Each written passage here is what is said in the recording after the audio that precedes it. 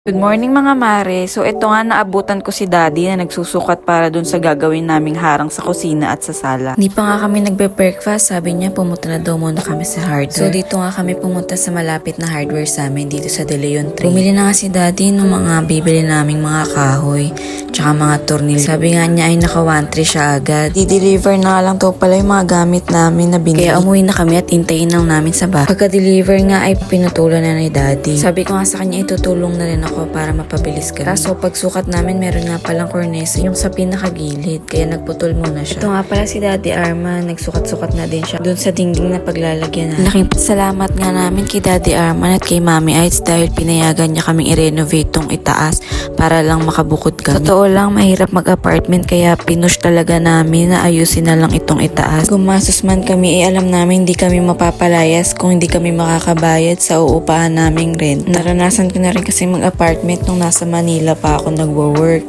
Ngayon kasi ay work from home na ako. Isa din yan sa dahilan kung bakit namin naharangan ng sala at kusina. Diyos ko, tuwing summer, hindi ko talaga kinakayang init dito sa second floor. Puro yero kasi ang nakapaligid sa taas namin. Kaya naisip namin na sakupin na lang ng aircon yung sala. Simula pandemic ay hindi na nga pala ako nakabalik ng Manila. Kaya naisip namin mag-asawa na yung babayad namin sa renta, ibili na lang namin ng mga gamit or ipaayos lang namin dito sa bahay. Mag-invest ka man ay alam mong sulit na sulit. Isa pa ay nag-enjoy talaga kaming mag-asawa pag may nagagawa kaming bago dito sa bahay.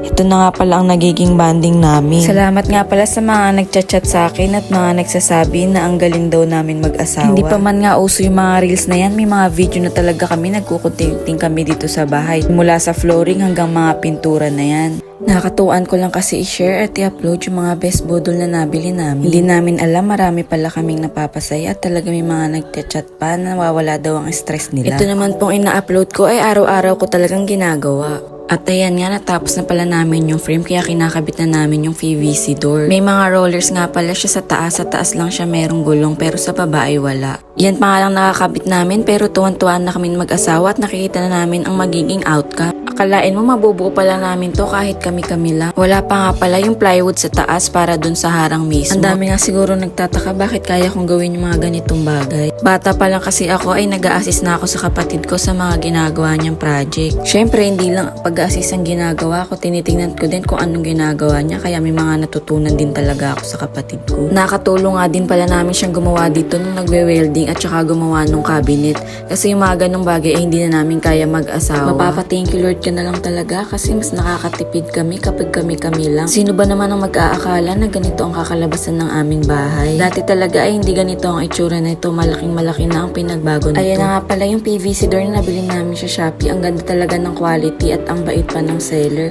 Sinure niya talaga na walang gas-gas pagdating dito sa bahay. At yung nag-deliver ay yung malalaking sasakyan kasi for sure hindi kakayanin to ng tricycle o motor lang. Ayan nga si Daddy o tinray na kung mabubuksan at kung maganda ang nabili namin. At dahil natapos nga namin lagay yung PVC door ay i-screwhan muna namin yung mga kahoy na nilagay namin na suporta. Nagsakot na nga pala kami kanina bago umalis para dun sa plywood na ilalagay namin sa harang. At ayan nga umorder na kami at pumunta muna kami dun sa paputulan ng plywood kasi hindi namin kaya dahil sobrang nipis pala ng nabili namin. Pagka-uwi nga excited na ako ilagay dahil sakto naman sukat na binigay namin kaya lalagyan na lang ito ng mga screw. Ako na nga pala ang naglagay dyan sa gawin dyan kasi hindi kasya si Daddy. Okay lang naman sa akin kasi nag-enjoy talaga ako pag ganito ang mga ginagawa ko, yung pagpapaganda ng bahay. Ganito na siguro pag tumatanda talaga tayo, ito na lang mga nagpapasaya sa atin. Sabi ko nga kay Daddy, siya na lang maglagay sa side na yan kasi talagang napapagod na din ako nung time na yan. Kaso naisip ko na mas okay na tulungan kami para matapos na agad. At dahil nga gusto kong palagyan din pala yung bintana namin ng lagayan ng kurtina. Sabi nga ni Daddy, kung ano naman ang mga naiisip kong paglalagay dito sa bahay. Mas okay na kasi na isang barenahan na lang para hindi na nakakaya sa mga kapitbahay namin. Bago nga pala kami gumawa, sinabihan ko muna ang kapitbahay namin para hindi naman sila magulat kung magbabare na kami. Baka kasi mamaya natutulog sila, bigla ko na lang silang magising dahil nag-iingay na naman kami dito sa bahay. Habang nag-drill nga si Dada, ilalagyan ko na ang screw yung mga plywood. Kaso ito nga si Kyrie umiiyak dun sa kwarto kasi takot talaga siya sa bare. Buti nga't 4 na butos lang ang kailangan kaya mabilis lang natapos. Kaya pinagpatuloy na din ni Dada screwhan yung kabilang side.